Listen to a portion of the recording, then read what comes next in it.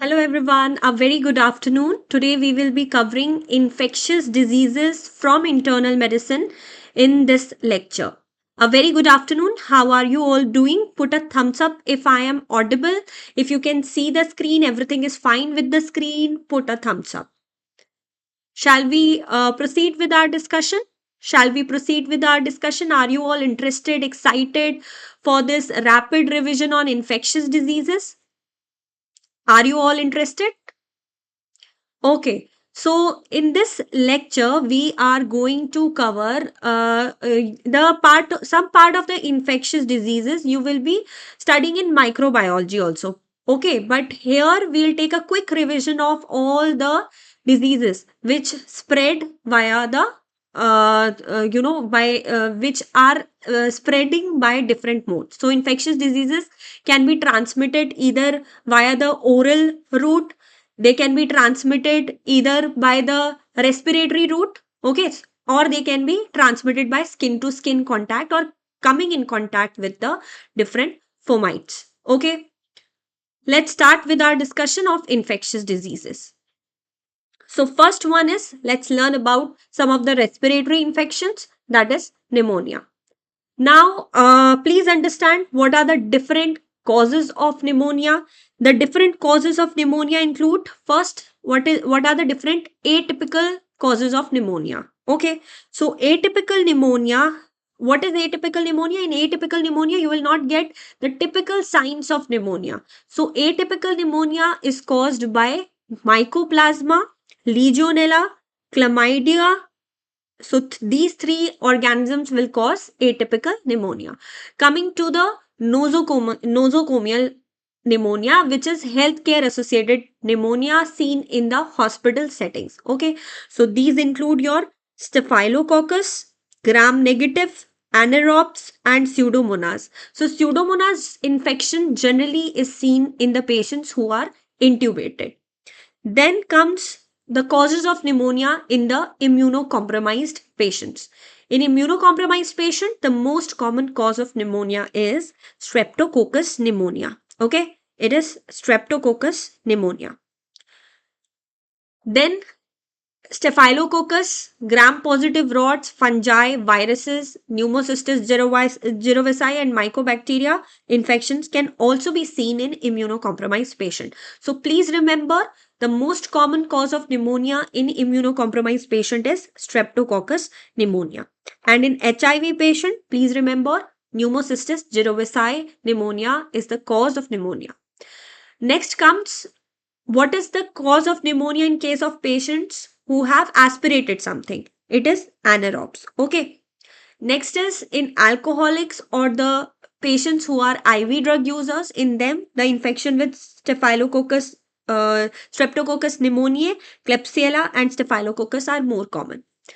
Another one is cystic fibrosis. So, special bacteria which cause pneumonia in a cystic fibrosis patient are what?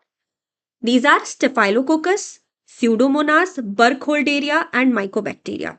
In COPD patient, the cause of pneumonia is Haemophilus influenzae, Moraxella catarrhalis, and Streptococcus pneumoniae. Okay. Post-viral pneumonia. What are the causes of What are the bacterial causes of post-viral pneumonia? These are Staphylococcus, Streptococcus pneumoniae, and H. influenza. In neonates, please remember that group B streptococci is the most common cause of pneumonia, followed by E. coli and Listeria. And what are the causes of recurrent pneumonia? Recurrent pneumonia happens in the setting of bronchogenic carcinoma, lymphoma, vaginal granulomatosis, immunodeficiency. So, the various organisms which are responsible for causing recurrent pneumonia include nocardia, Coxiella, Aspergillus, and Pseudomonas. Okay, so this table is very important for your exam. You should know some of the specific organisms under specific conditions. So this table is very important, and I have told you the different causes of pneumonia in different settings. Let's move to the history and physical findings of a patient who is coming with pneumonia. So pneumonia is what? Basically, pneumonia is the infection of the alveolar spaces. It is the infection of the alveolar spaces. Now, pneumonia can be either caused by bacterial causes or it can be caused by viral causes. Okay, viruses generally cause atypical pneumonia. Now, coming to the history and physical findings. Okay, so the classic symptoms which are seen in a patient who is coming with pneumonia are: there is sudden onset fever. The fever is sudden onset. Second is the patient has productive cough. Okay, the cough will be productive. What do you understand by productive cough? Productive cough means the cough will have a purulent yellow green sputum. Then other signs are there will be shortness of breath, night sweats, and pleuritic chest pain. Okay, important thing is pleuritic chest pain, fever, that is sudden in onset, productive cough. Productive cough means the sputum will have lot of purulent discharge, and the specific symptom, that is pleuritic chest pain, is associated with pneumonia. Okay, the atypical symptoms of pneumonia include, these are generalized symptoms. So a pneumonia patient will come with these generalized symptoms, like he'll be facing weakness. These symptoms will be like dry cough, headache, myalgia, sore throat, or GI symptoms. Okay, now let's understand what are the lung examination findings on pneumonia. So the lung examination findings include, the bronchial breath sounds will be decreased. Bronchial breath sounds will be decreased. There will be rales heard, okay, while auscultation. Wheezing will be heard. Dullness to percussion. So what will happen, अगर यहाँ पे consolidation है, this is the area of consolidation. When you percuss against this area of consolidation, you will experience dullness to percussion. Then egophony. Egophony is a characteristic sign which is seen in pneumonia. What do you understand by egophony? Egophony is increased resonance of voice when you will auscultate. Okay, so while auscultating the chest, you will ask the patient to speak some words. Okay, you will ask the patient to speak E. So instead of hearing E, you will hear A on auscultation. Okay, that is egophony. Understood? Any doubt? So egophony means in a pneumonia patient there is increase in resonance of the sound. So this increase in resonance of the sound which is heard on auscultation is known as egophony. So egophony, from name it is clear that the patient will try to speak E but it will be heard as A. Okay. Next important clinical sign which is seen in patients of pneumonia is tactile fremitus. Now, what is tactile fremitus? Tactile fremitus is, there are palpable vibrations transmitted through the chest wall when the patient will speak. Okay, so when you will palpate the chest wall and you will ask the patient to speak, you will hear what? You will hear the vibrations are palpable. Okay, usually the vibrations are not palpable when the patient, when any normal person is speaking, but when there will be consolidation in the lung, when there will be pneumonia in the lung, you can hear palpable vibrations which are transmitted through the chest wall when the patient is speaking. Okay, so the risk of pneumonia increases in elderly patients, in COPD patients, in diabetes patients, or in immunocompromised patients. Okay, so elderly patients, the COPD patients, the diabetic patients, and immunocompromised patients have increased risk of developing pneumonia. Understood? So let's move to the diagnosis part of pneumonia. So two or more symptoms of acute respiratory infection, plus there should be a sign of new infiltrates on chest x-ray. Okay, you'll see signs of new infiltrate on chest x-ray or CT. The sputum, you can also perform the sputum of the, just a second. Okay, so on sputum examination, what you will find? You will find the bacteria. Okay, so you will take the sputum of the patient and you will stain that sputum and give it for culture. So sputum will undergo gram staining and culture. So sputum, gram stain and culture. Then another investigation that can be performed is, you will take the nasopharyngeal aspirate, blood culture, ABG. Okay, So these are the various investigations which are performed in a patient coming with pneumonia. Okay, so different investigations in a patient of pneumonia are sputum gram stain and culture, nasopharyngeal aspirate, blood culture, ABG, chest x-ray and CT. Understood? Usually the diagnosis of pneumonia is clinical. Okay, clinical along with the chest x-ray or CT findings, you will give the diagnosis of pneumonia. Now, an adequate sputum. When will you say that the sputum is adequate? What is the definition of adequate sputum? Adequate sputum gram stain. So, adequate sputum gram stain sample has polymorpho-neutrophils which are more than 25 cells per high power field and few epithelial cells. Few epithelial cells. These few epithelial cells should be around less than 10 cells per high power field. Understood? Now, there are some specific pathogens. Okay, put a thumbs up if I'm clear and everything is clear. So put a thumbs up if you are understanding. If there is any difficulty you are facing in if you are facing any difficulty in understanding, then you can also let me know. Okay.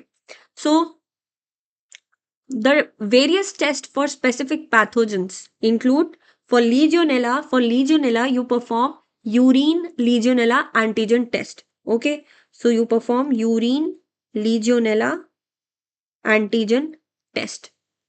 You can also perform sputum staining with a direct fluorescent antibody and culture in case of Legionella. So specific test for Legionella is urine Legionella antigen test, and you can also perform sputum staining with the help of direct fluorescence antibody and culture.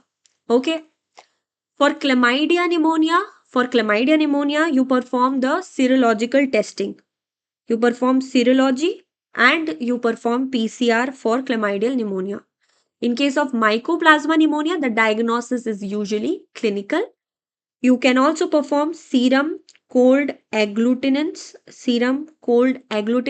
and serum mycoplasma antigen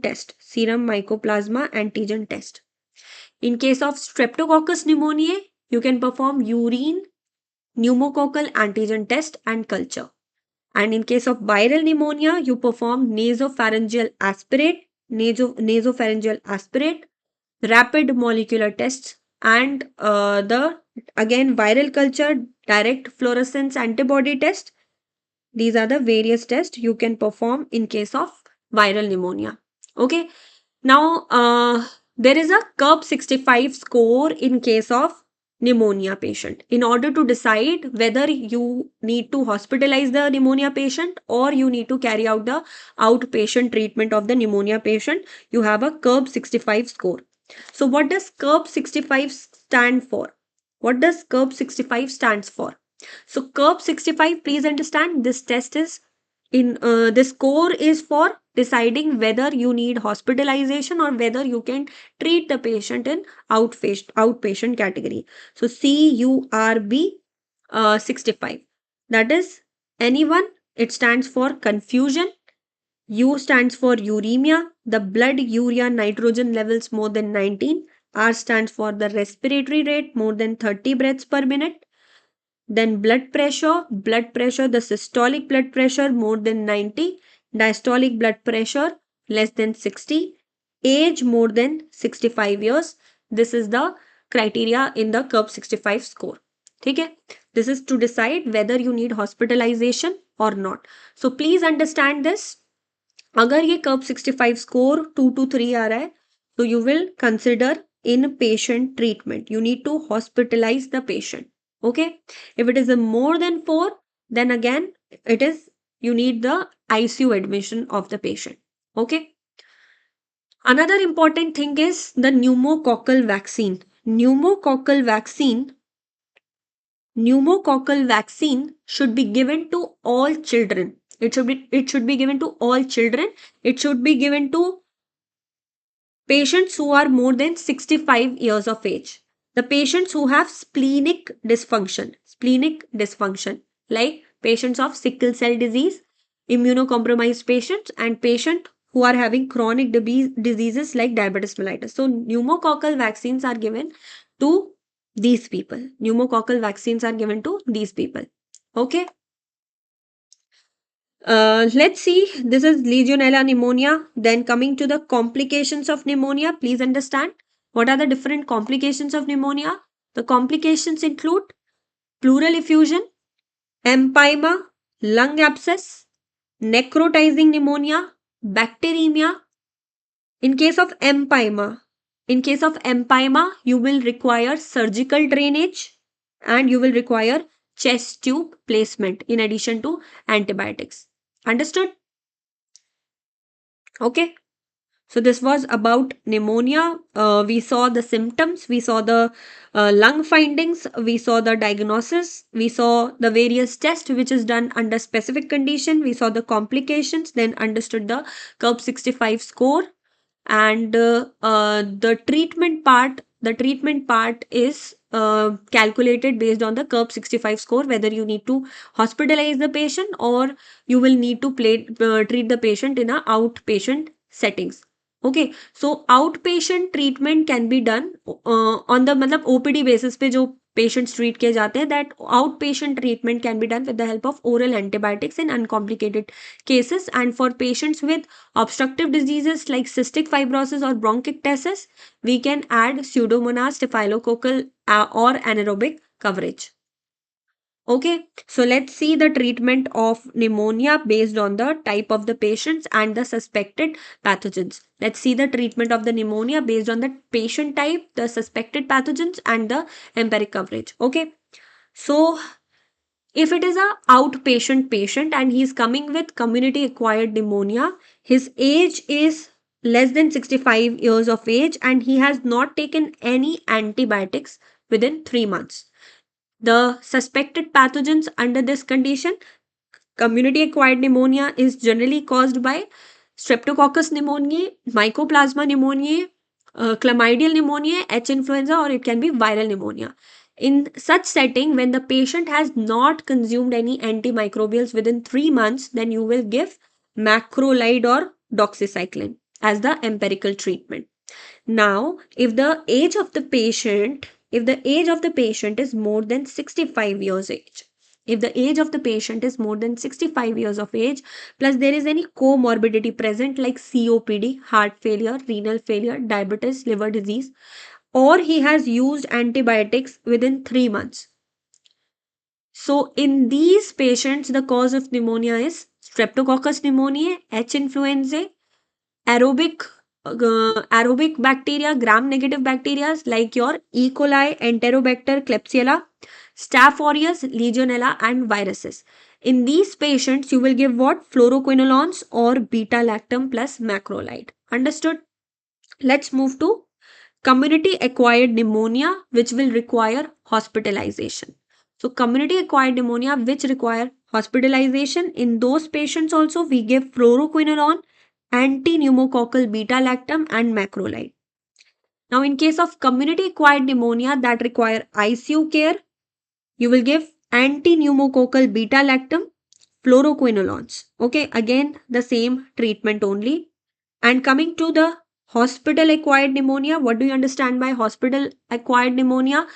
Hospital acquired pneumonia stands for if the pneumonia is developing within 48 hours of hospitalization, or in a long term care facility if it is happening more than 14 days, that is your hospital acquired pneumonia. Hospital acquired pneumonia is generally caused by Pseudomonas or Acinetobacter, Staph aureus, Legionella. And the treatment of hospital acquired pneumonia include extended spectrum cephalosporin or carbapenems with anti-pseudomonal activity.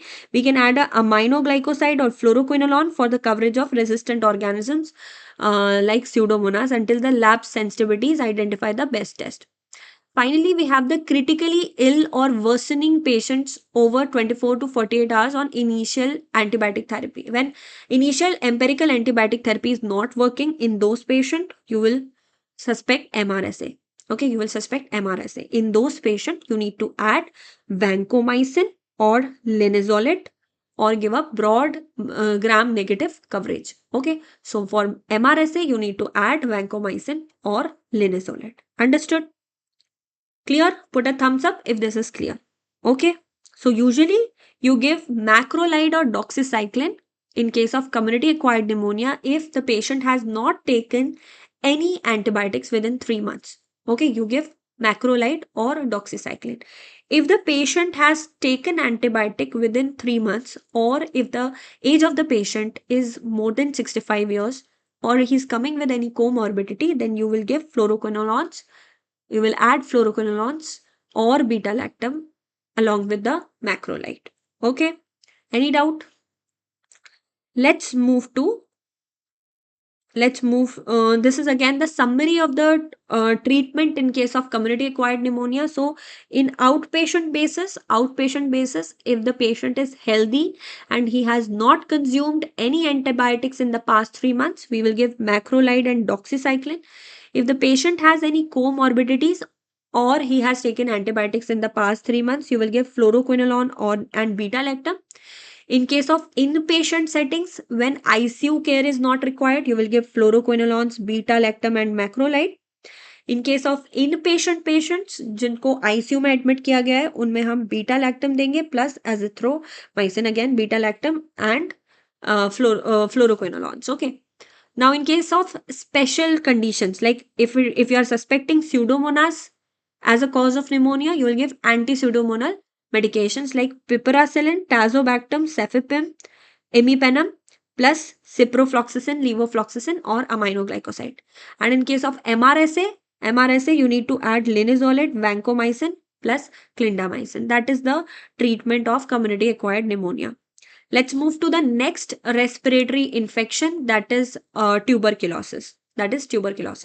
So tuberculosis, you all know, is caused by Mycobacterium tuberculosis, and roughly 2 billion people in the world are affected by TB. Okay, so there is primary infection and there is reactivation of the TB.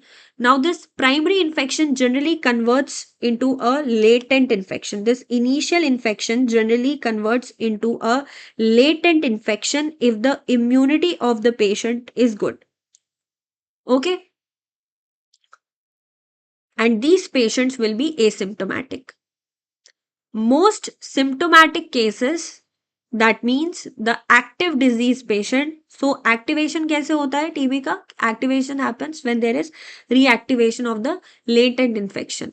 Okay, so when there is reactivation of the latent infection, that leads to active disease. Understood? Now there are different types of TB. There is pulmonary TB and there is disseminated TB.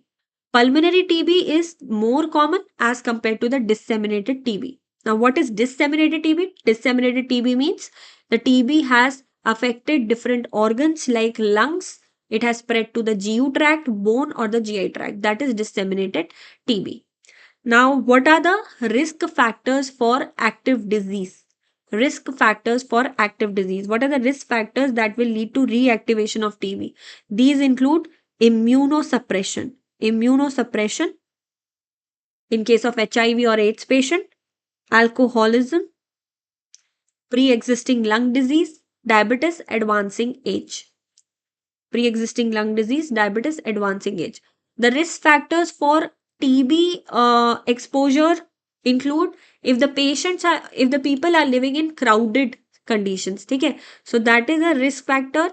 Then immigration of people from developing nations, because TB is a problem more common in developing nation. Then employment in health profession. So doctors and nurses are at increased risk of developing TB. Okay. Coming to history and physical examination. So the symptoms of TB patient will be cough. Patient will present with cough. There will be hemoptysis, dyspnea. There is weight loss, fatigue, night sweats, fever, cachexia, hypoxia, tachycardia, lymphadenopathy, abnormal lung exam. And these symptoms are for more than 3 months. Okay, these symptoms are prolonged. Yes. So cough or hemoptysis, fever, sweats, cachexia, hypoxia, tachycardia, lymphadenopathy. So along with if a person is coming to you in OPD and he's giving you signs, he's giving you complaints like he's having cough, he's having dyspnea, he's having hemoptysis, along with that he's having night sweats, or he's having lymphadenopathy, then you will suspect what? You will suspect TB. Okay. HIV patients can present with atypical signs of TB, and symptoms of extrapulmonary TB are more common in HIV patients. Okay, extrapulmonary TB is more common in HIV patients. So HIV patients generally come with atypical signs of TB. Alcoholism is a risk factor because chronic alcoholic patients become immunocompromised. Alcoholism is a risk factor, okay, because their immunity actually decreases. Yes. So coming to the diagnosis of TB, so active disease को diagnose करने के लिए you will perform culture of the sputum. Okay. Or you can also take blood or tissue for the culture in case of extrapulmonary TB. Now, culture of the sputum is the most accurate test for diagnosing TB, but culture के results आने में बहुत weeks लग जाते हैं. ठीक है. Sputum you can perform acid fast stain. As the initial test. This is the first test that is done. कि आपने स्प्यूटम लिया, स्प्यूटम का सीधा ZN स्टेनिंग कर दी. This is the first test that is done in the TB patient, but this test is lacking. It is lacking sensitivity. This test is lacking sensitivity. Okay, understood? Then you perform chest x-ray. In chest x-ray you will find there are cavitations in the upper lobe. So most common finding in typical TB is cavitation in the upper lobe on chest x-ray, which can be accompanied by calcification of lymph node. So if along with cavitation you are finding calcification of lymph node, that is known as Gone complex. Okay. So if there is calcification of one or more nearby lymph node along with the cavitation, then it is known as Gone complex.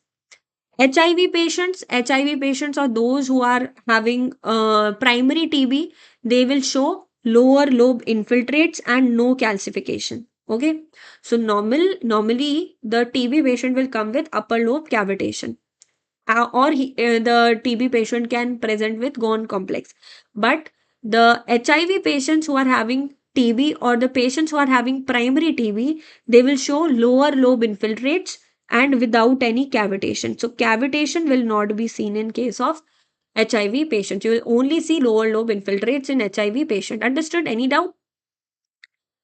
What another type of TB is miliary TB.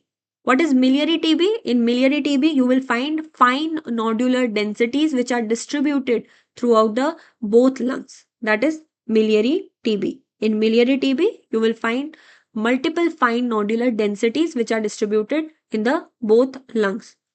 Okay. So this miliary TB happens due to hematologic or lymphatic dissemination. Okay. This miliary TB happens due to hematologic dissemination or lymphatic dissemination. Understood? Next, we will move to the diagnosis of latent TB. How do you perform the diagnosis of latent TB? So, latent TB, which is asymptomatic, is diagnosed with the help of tuberculin test. Or you can also use quantiferon TB test. So, quantiferon TB test and tuberculin test, these are used for diagnosis of latent TB. Okay. Immunocompromised patients who are coming with the latent TB will have negative tuberculin test. क्योंकि tuberculin skin test functions on the immunity of the patient. If the immunity is good against TB, then tuberculin skin test will be positive. But in immunocompromised patients who are coming with latent TB will have a negative tuberculin skin test. Why? Because the immunity is compromised in them. This is important point. In immunocompromised patient, this will present with negative tuberculin sensitivity test. and positive PPD test. Okay, positive PPD test. Positive PPD test and chest X-ray is done to in the patients to rule out the active disease. So latent TB is diagnosed with the help of tuberculin skin test or quantiferon TB test. And please understand that in immunocompromised patients who are coming with latent TB, there the TST test will be negative and the PPD test will be positive. PPD test will be positive in case of latent disease. Okay. Now coming to the we'll see that PPD test, how it is done, and what are the findings which are seen in PPD test. We'll come to that. Let's first understand the treatment of TB. I will not go into detail algorithms. So treatment of TB in case of both latent and see both latent infections of TB, both active infections of TB, they should be reported to the state or health departments. It's not ki just active cases are reported, both latent as well as active cases should be reported to the local departments as well as state departments. Respiratory isolation should be instituted if active TB is suspected. Okay. Now, treatment measures include what? If there is active disease may we give isoniazid, isoniazid. These are the drugs used for TB. Pyrazinamide, rifampin, and ethambutol. So there is a initiation phase and there is a maintenance phase. Okay, so there is a 2 months treatment phase when you give 4 drugs, and there is a phase 2 months treatment phase where you give 4 drugs, and there are 4 months treatment phase in which you give only 2 drugs, that is isoniazid and rifampicin. Okay, and in order to prevent peripheral neuropathy that develops due to isoniazid, we add what? We add vitamin B6. Now, if it is a latent disease, in case of latent disease, if the PPD test is positive, without signs or symptoms of active disease, then you need to, in case of latent TB, you need to give isoniazid for 9 months, or you can give isoniazid for 6 months or rifampicin for 4 months. Okay, so this is the treatment of latent TB. Okay, so rifampicin का एक बहुत typical side effect होता है. What is the typical side effect of rifampin? So rifampicin turns the body fluids into orange, including the tears. Important side effect of ethambutol is ethambutol can cause optic neuritis, and isoniazid ka important side effect is it can cause drug induced hepatitis or peripheral neuropathy and drug induced hepatitis. Understood? Let's see this PPD test. Now in PPD test you can see that the PPD is injected intradermally on the volar surface of the forearm, and the diameter of induration will be measured. Okay, so you can see that here you are finding induration, and this diameter is measured. Diameter of induration will be measured, and this diameter will be measured after 48 to 72 hours. This diameter will be measured after 48 to 72 hours. Now, BCG vaccine will make a patient PPD positive. But in that case, if the patient has been vaccinated against BCG, you don't need to give prophylaxis in those patients. Okay? Because BCG vaccination patients may be PPD test comes positive. Now, size of induration that indicates a positive test. If size is coming more than 5 millimeter, in HIV or risk factors or close TB contacts or chest X-ray if evidence of TB, then it will be considered as positive. If this induration diameter coming more than 10 millimeter, in case of homeless patients, in case of residents of developing nation, IV drug use, chronic illness, residents of health and correctional institution and healthcare workers, you will consider this test as positive.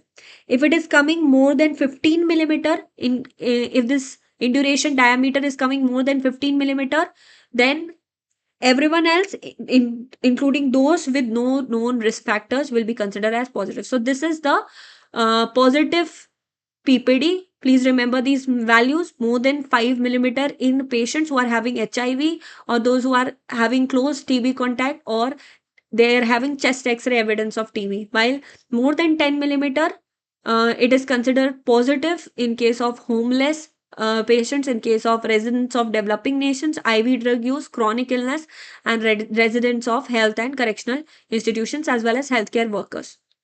If it is coming more than 15 millimeter, then it is considered positive in those who are having no risk factors. Now, negative reaction implies energy from immunosuppression, old age, or malnutrition. So, negative PPD, please remember, negative PPD will not rule out the diagnosis of TB. It will not rule out the diagnosis of TB. A negative reaction means there is energy. This negative PPD can also happen in conditions of immunosuppression, old age, or malnutrition. Understood? Any doubt?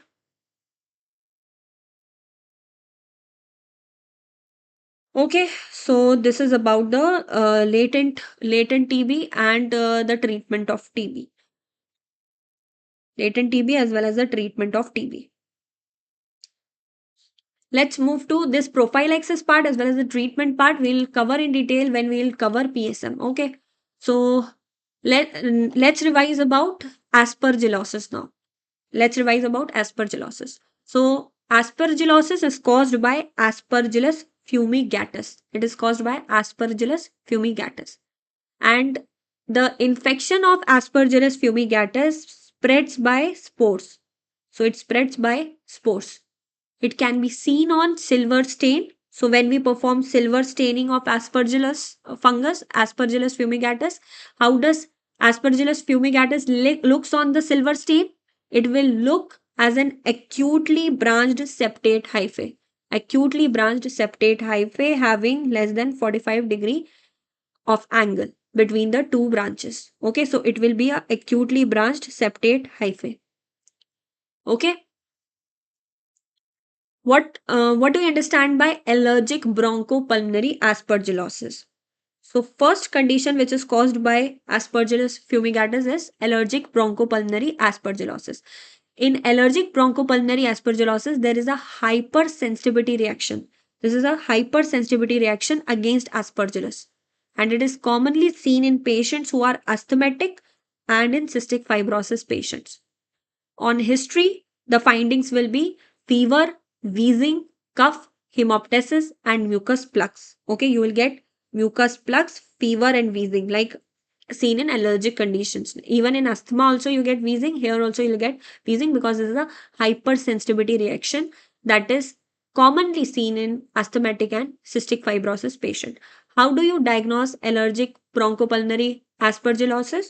You will find pulmonary infiltrates on chest x-ray. Eosinophilia, this is a hypersensitivity reaction, so eosinophil count is going to increase. IgE levels will increase. This IgE levels will be increased more than 1000 in case of aspergillosis. Eosinophil count will be more than 1000 in case of aspergillosis. And central bronchiectasis on HRCT is an important finding that you find in patients of allergic bronchopulmonary aspergillosis. Central bronchiectasis. Okay? You'll get a positive skin antigen test, and treatment is you will give oral corticosteroids. Please remember, oral corticosteroids are given for treatment, not inhaled corticosteroids.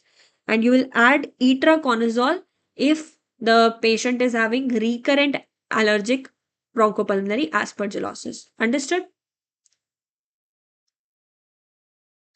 Any doubt?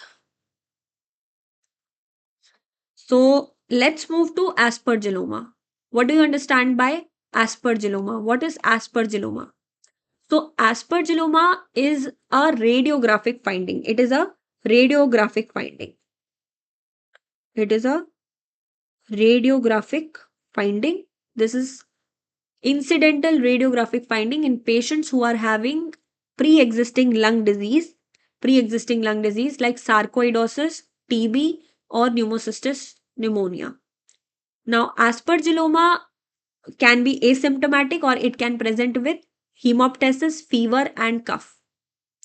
On chest x-ray, you will find a solid mass within a pre-existing lung cavity.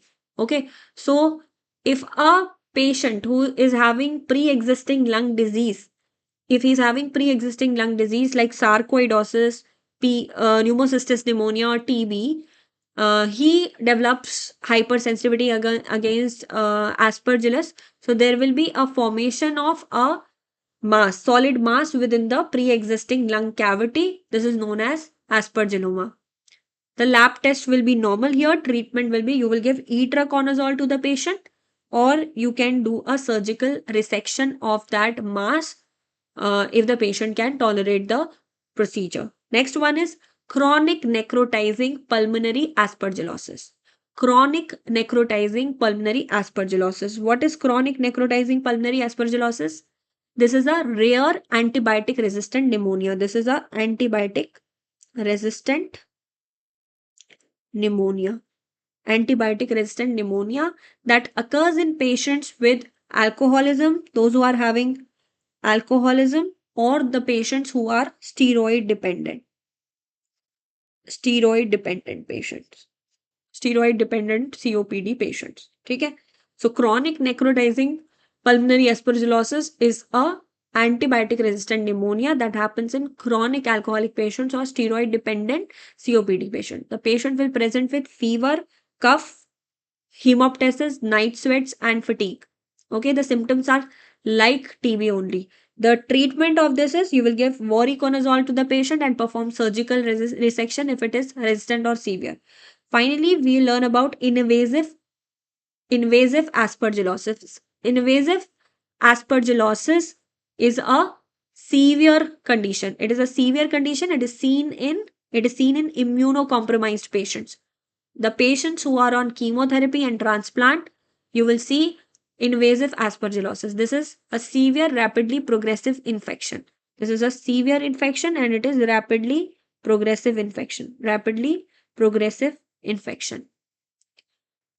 On history and physical examination, you will find fever, cough, pleuritic chest pain, tachypnea, hypoxia, and diagnosis. How do you perform the diagnosis of invasive aspergillosis? For diagnosis, you perform serum galactomannan assay, which is specific test. Serum galactomannan assay is specific, but lung biopsy can be performed. If this test is coming negative, you can perform lung biopsy to diagnose invasive aspergillosis. Treatment, you give voriconazole and caspofungin. So you can see that aspergillus fumigatus के spores अगर lungs में आ गए तो क्या होगा? They will irritate the airway and that will result in irritation of the airway. There will be hypersensitivity reaction. There will be allergic reaction. So excess of mucus will be formed and the cilia will be damaged, and you can see a mass in the lung. Okay, you can see a mass in the lung. So this is again showing you invasive aspergillosis. Invasive aspergillosis, you can see multiple nodules formed in the lung like this. These are all formed due to hypersensitivity. Okay, which are appearing like cotton wool, right? These are appearing cotton wool. Now look at this. So this is what in air spaces the aspergillus hyphae are coming. The conidia of the aspergillus are coming. The hyphae of the aspergillus are attaching to the endothelial cells. When they are attaching to the endothelial cells, there is a hypersensitivity reaction, and when hypersensitivity reaction will be there, so the eosinophils will come and there will be increase in IgE levels. Increase in IgE levels. So this is a stage of early infection when the allergic condition inflammation is restricted to the air spaces as well as the endothelial cells. So you can see a pulmonary nodule with a halo sign here. This is a halo sign. This is also seen in early invasive pulmonary aspergillosis. Halo sign is seen in early invasive pulmonary aspergillosis. Okay. And finally, we have the air crescent sign. Air crescent sign is seen in case of late invasive pulmonary aspergillosis. Okay, air crescent sign. This is air crescent sign and this is halo sign.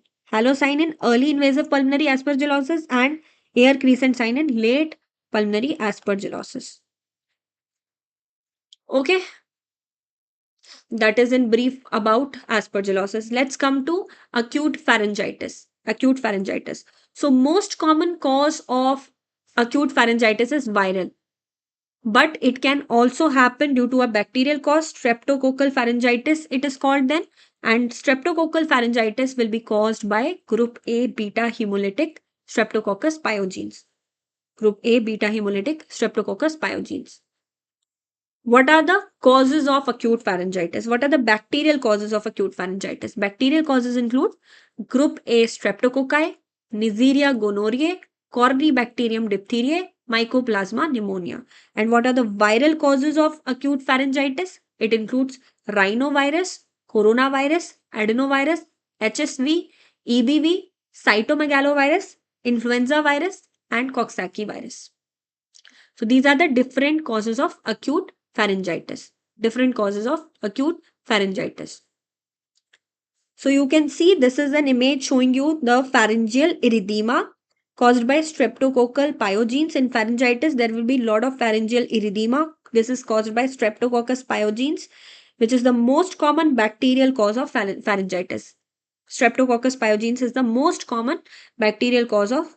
Please remember, streptococcus pyogenes is the most common bacterial cause of acute pharyngitis. Okay. Let's see. Let's see the typical on history and physical examination. Let's understand the typical features that you find in streptococcal pharyngitis. These include fever, sore throat, pharyngeal erythema. There will be tonsillar exudate, cervical lymphadenopathy, soft palate petechiae, headache, vomiting. There is a typical rash which is seen. If it is seen, then it will be scarlet fever. In scarlet fever also you get acute pharyngitis. So what typical rash is seen? That is known as scarlatiform rash. Scarlatiform rash is seen in case of scarlet fever. Scarlet fever.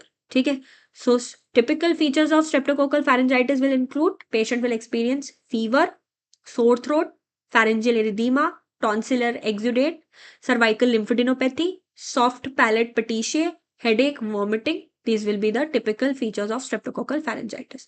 What will be the atypical features of streptococcal pharyngitis? There will be coryza, there will be hoarseness, rhinorrhea, cough, conjunctivitis, anterior stomatitis, ulcerative lesions, and GI symptoms. These are atypical features which will come. Okay. So please understand that early antibiotic treatment, this is a very important line you need to understand. Early antibiotic treatment of streptococcal pharyngitis can prevent the rheumatic fever but not glomerulonephritis. Okay. So you know ki after streptococcal pharyngitis there is a chance of developing rheumatic fever. There is a chance of developing glomerulonephritis. These are complications of streptococcal pharyngitis. So in order to prevent rheumatic fever, you can give early antibiotic treatment. You can treat the patient of streptococcal pharyngitis by giving empirical antibiotics against the streptococcus bacteria. But the glomerulonephritis will not be prevented by early antibiotic treatment of streptococcal pharyngitis. Okay, understood? Now coming to the diagnosis of acute pharyngitis. So diagnosis is generally made based on the clinical findings. You can also perform a rapid group A streptococcal antigen test, throat culture, and there is an important criteria which is known as Centaur criteria. Centaur criteria. We'll see, look at the Centaur criteria. Coming to the treatment part, अगर group A streptococci आप suspect कर रहे हो as a cause of meningitis, give antibiotic therapy with penicillin for 10 days, and you can also give cephalosporin, amoxicillin, and azithromycin as an alternate options. Apart from that, symptomatic relief is advised to the patient. The patient is advised to take a lot of fluids, rest, antibiotics, antipyretics, and advised with salt water gargles. You all know the treatment of acute pharyngitis. Now, what is modified center criteria? What is modified center criteria? This is modified center criteria for acute pharyngitis.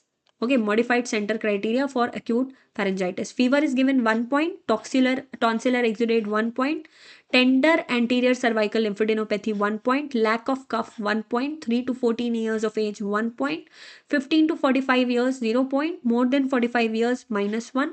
So if the total points are coming 4 to 5, then you need to treat with empirical treatment, you need to give with antibiotics. Okay, 2 to 3 points, then perform rapid antigen test. 2 to 3 points, perform a rapid antigen test. If this test is coming positive, then treat with antibiotics. If it is coming negative, then you need to perform throat culture. If this coming 0 to 1 points, no testing and antibiotics is required. Okay, this is modified center criteria which is used for acute pharyngitis. Acute pharyngitis. What are the complications of acute pharyngitis? I told you that the non-suppurative complications of acute pharyngitis include acute rheumatic fever and post-streptococcal glomerulonephritis. What are the suppurative complications of acute pharyngitis? These include cervical lymphadenitis, mastoiditis, sinusitis, otitis media, even retropharyngeal and peritonsillar abscess can develop. Rarely, thrombophlebitis of the jugular vein can happen, which is known as Lemierre syndrome. What is Lemierre syndrome? This is thrombophlebitis of the jugular vein, which is caused by bacterium Fusobacterium, which is an oral anaerobe. This can happen as a complication. In acute pharyngitis. This is thrombophlebitis of the jugular vein. Okay. So please understand that retropharyngeal abscess, which is a complication of acute pharyngitis, retropharyngeal abscess का एक complication हो सकता है acute necrotizing mediastinitis. Okay, acute necrotizing mediastinitis is a life-threatening complication of untreated retropharyngeal abscess that presents with fever, chest pain, and dyspnea. And in case of acute necrotizing mediastinitis, you will do surgical drainage to prevent the spread to posterior mediastinum, because when it will spread to posterior mediastinum, it can result in pleural and pericardial effusions. Understood? Another complication of complication of acute pharyngitis is peritonsillar abscess. Peritonsillar abscess will present as odynophagia, trismus, a hot potato voice, unilateral tonsillar enlargement, erythema, and the uvula as well as the soft palate will be deviated away from the affected side. Please understand that. ठीक है, peritonsillar abscess में क्या हो रहा है? This is suppose one tonsil, so unilateral enlargement of the tonsil is seen.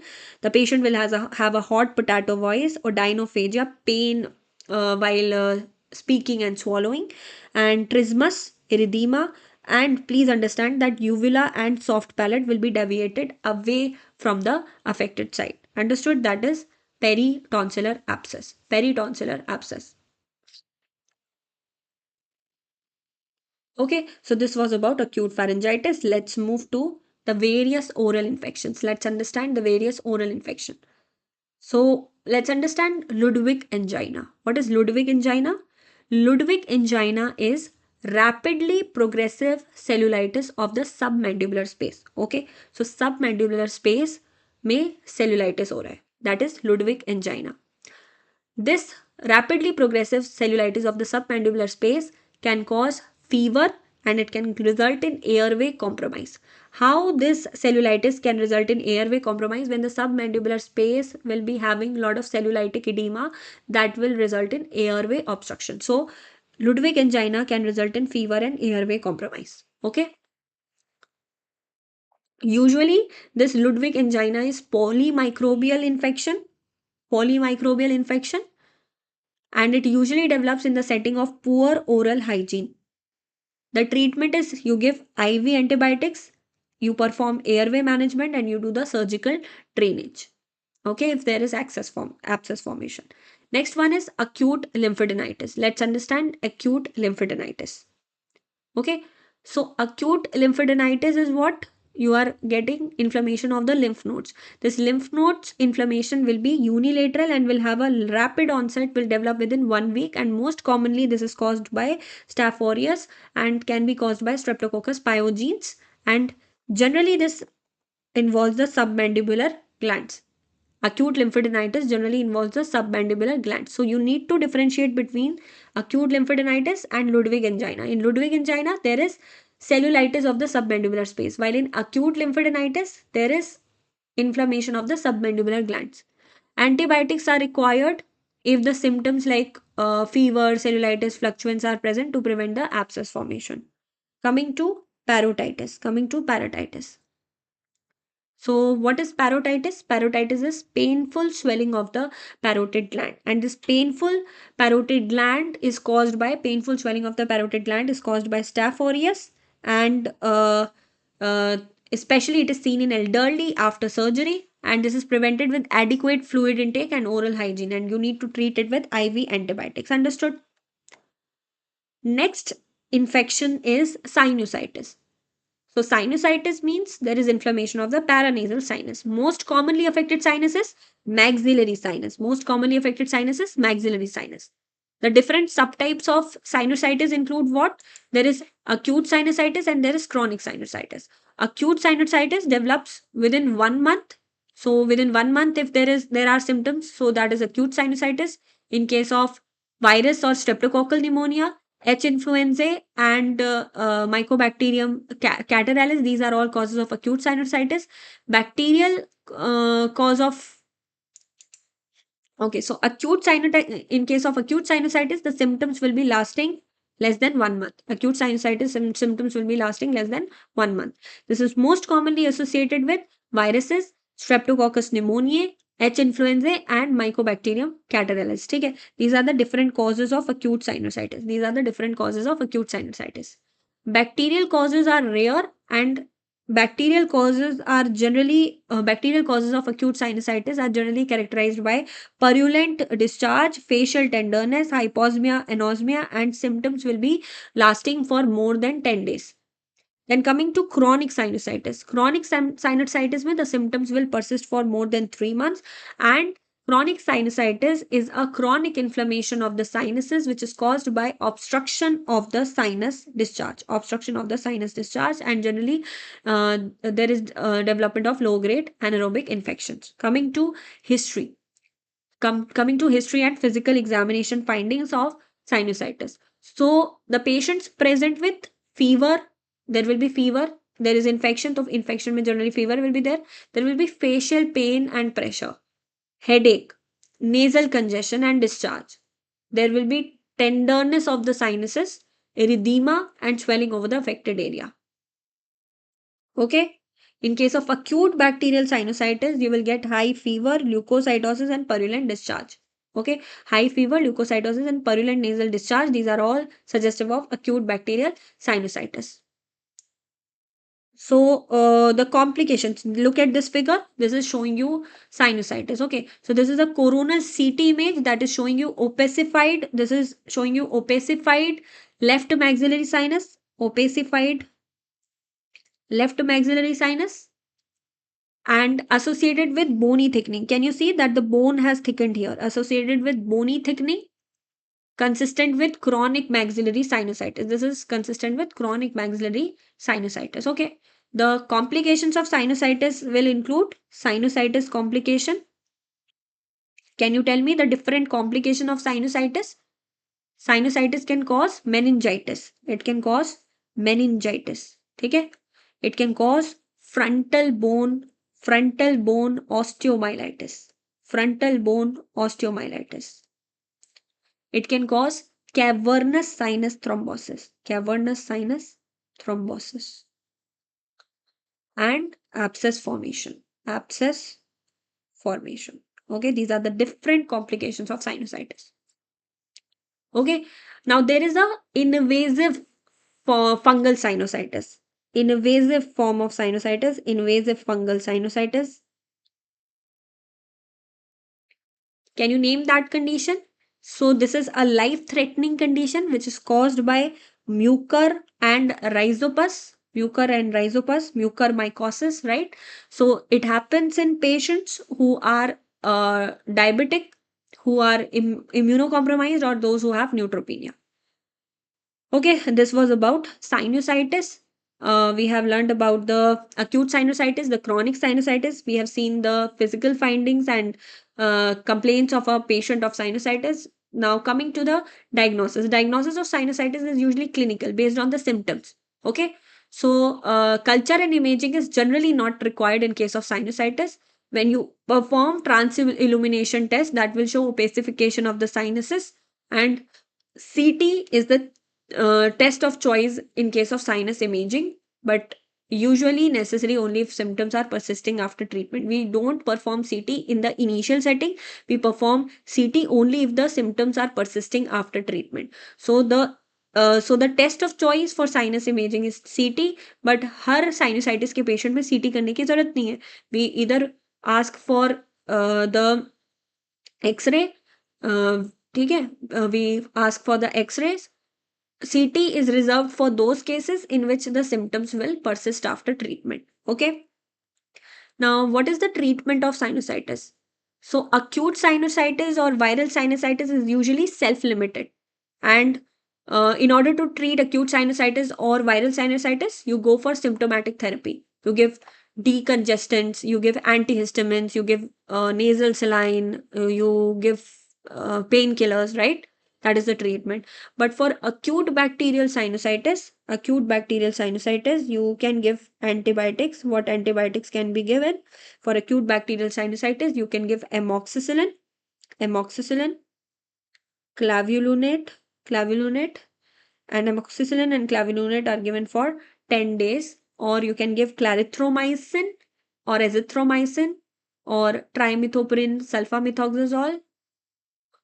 So these all drugs can be given. Fluoroquinolones as well as the trimethoprim sulfamethoxazole can also be given for the treatment of acute bacterial sinusitis. Coming to chronic sinusitis. Chronic sinusitis, you need to give antibiotics. Longer course of antibiotics is necessary for chronic sinusitis, and you need to give corticosteroids and decongestants and antihistamines also. And in some cases of chronic sinusitis, surgery might be needed. Now, coming to the next topic, that is influenza. Influenza is caused by orthomyxovirus, and influenza is generally transmitted by droplet nuclei. It is transmitted by droplet nuclei. Now, there are three types of influenza: influenza A, B, and C. Okay, three types of influenza.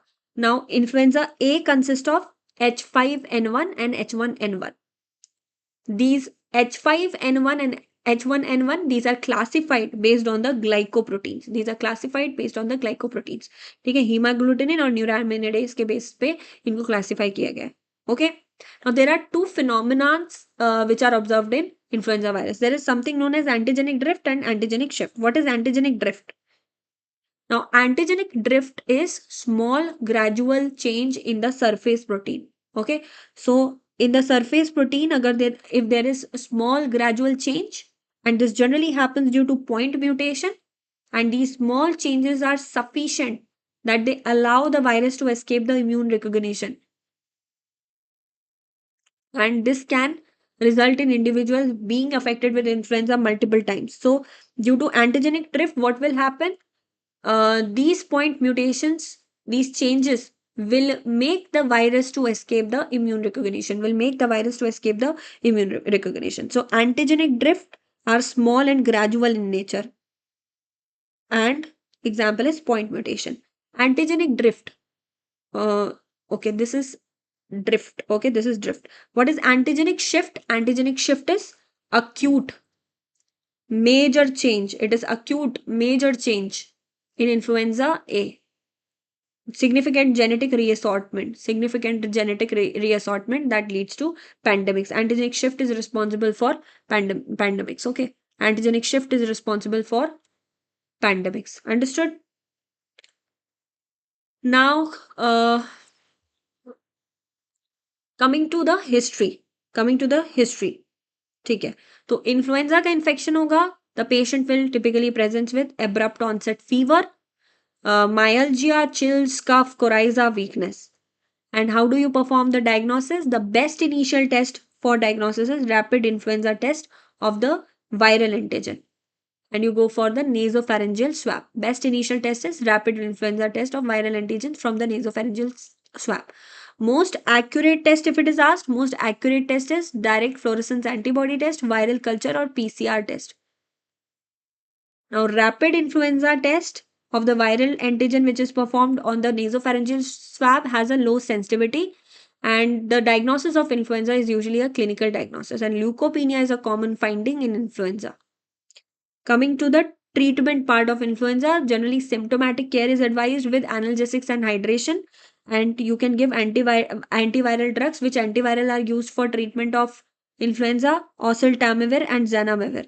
These are used within 2 days of onset and shorten duration of they shorten duration of infection by 1 to 3 days. They will shorten the duration of infection by 1 to 3 days. Now, what is the complication? What is the complication of influenza? This influenza can result in primary viral pneumonia, can result in secondary bacterial pneumonia, can result in sinusitis, bronchitis, and exacerbation of COPD and asthma. ठीक है? Okay, so that was all about today's lecture. That was all about infectious diseases. I will cover the second part of infectious diseases in the later lectures. Please revise this lecture. And that was all about today's lecture. Please revise the infectious diseases. We need to cover more important topics related to infectious diseases like meningitis. We will cover the topics which we'll cover in the next lecture will include the treatment of the meningitis. Then we'll cover encephalitis. We'll cover HIV infection. Okay. And some of the genital infections in the next part. Okay. So thank you for watching the lecture. Please give your valuable feedback and don't forget to revise this lecture on infectious diseases. Okay, infectious diseases you need to know. So again, I'll just tell you, you need to know the various causes of pneumonia. You need to know the physical findings which you find in pneumonia. What is echophony, what is tactile fremitus, then specific test. So look at this. This is a chest x-ray showing you lobar pneumonia. This is a chest x-ray that is showing you lobar pneumonia, posterior, anterior, and the lateral view. Okay, it is showing you lobar pneumonia. This is showing you lobar pneumonia. You can see consolidation happening. This is actually gastric bubble here, but here you can see that the consolidation is present on the lateral chest x-ray. Okay, this is lobar pneumonia. Then community acquired pneumonia treatment, the curve 65 scores, these are all important. PPD is important. Then aspergillosis, we saw the image of invasive aspergillosis, acute pharyngitis, right? Sinusitis. In sinusitis, you will see opacified left maxillary sinus. Okay. So thank you for watching the lecture. And please revise whatever I have taught. We'll come up with the second part in the next video.